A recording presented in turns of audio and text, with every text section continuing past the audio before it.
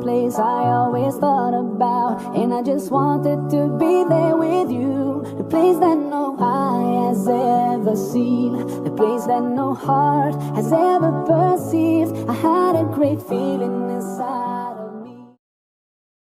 Assalamualaikum warahmatullahi wabarakatuh. Pada video ini akan membahas tentang perkembangan masa akhir pada kanak-kanak yang mencangkup perkembangan fisik, kognitif, emosi, sosial, intelijensi, kreativitas, dan bakat khusus. Kapan periode akhir masa kanak-kanak itu terjadi?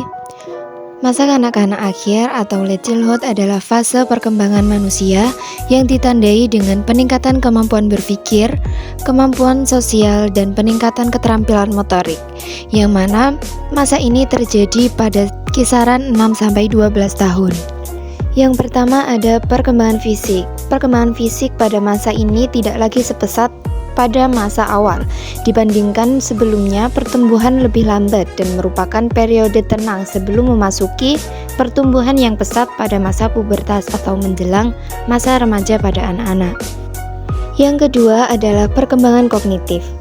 Perkembangan kognitif pada akhir masa kanak-kanak ditandai dengan peningkatan kemampuan berpikir secara logis dan terorganisir, serta pemahaman konsep-konsep abstrak dan masa depan. Anak-anak pada tahap ini juga akan mengembangkan keterampilan dasar mereka seperti membaca, menulis, dan berhitung, serta mulai belajar bergaul dengan teman sebayanya. Anak-anak mulai mampu berpikir secara logis. Mereka menjadi lebih mampu untuk memecahkan suatu masalah dan merencanakan tindakan apa yang akan dilakukan untuk mencapai tujuan. Meskipun belum sepenuhnya memiliki kemampuan berpikir yang abstrak seperti tahap operasional formal, mereka sudah memahami konsep-konsep seperti keadilan, persahabatan, dan kasih sayang. Kemudian yang ketiga adalah perkembangan emosi. Pada masa akhir anak-anak, perkembangan emosi anak akan semakin matang dan kompleks. Mereka akan mulai memahami berbagai jenis emosi yang mereka miliki, baik emosi positif maupun negatif, dan dapat mengendalikan ekspresi emosionalnya dalam situasi sosial. Anak-anak di usia ini akan lebih mampu mengungkapkan emosi mereka. Mereka akan mulai memahami konsep emosi yang lebih kompleks seperti cemburu, rasa bangga, sedih, dan kehilangan.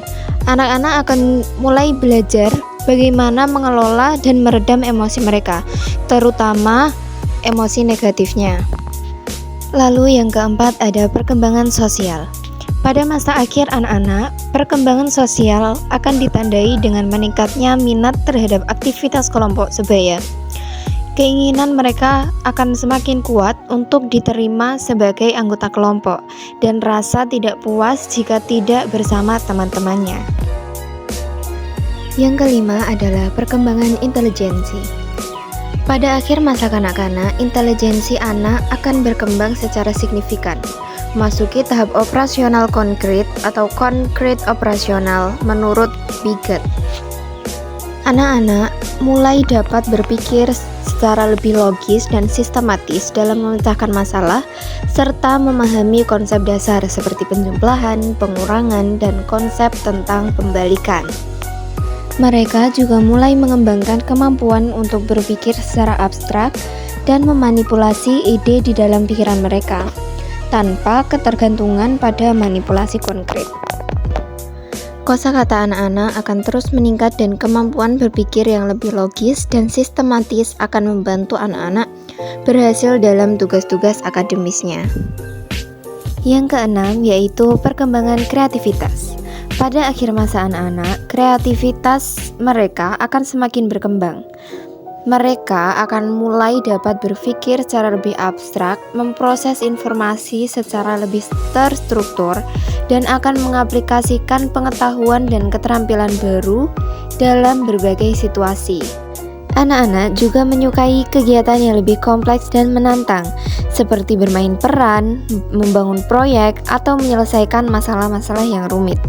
Jadi, kreativitas anak akan terbentuk ketika mereka melakukan kegiatan-kegiatan tersebut. Yang terakhir adalah perkembangan bakat khusus. Pada akhir masa kanak-kanak, anak akan mulai menunjukkan minat mereka yang lebih terarah terhadap bakat dan kemampuan khusus mereka, yang seringkali dipengaruhi oleh lingkungan dan pengalaman sosialnya. Cukup sekian yang dapat saya sampaikan. Saya mohon maaf yang sebesar-besarnya apabila terdapat kesalahan. Saya Selsha Muna Anggita dengan NIM 240201042 dari PGMI 2A Unugiri mengucapkan terima kasih telah menyimak video ini sampai akhir. Saya akhiri. Wassalamualaikum warahmatullahi wabarakatuh.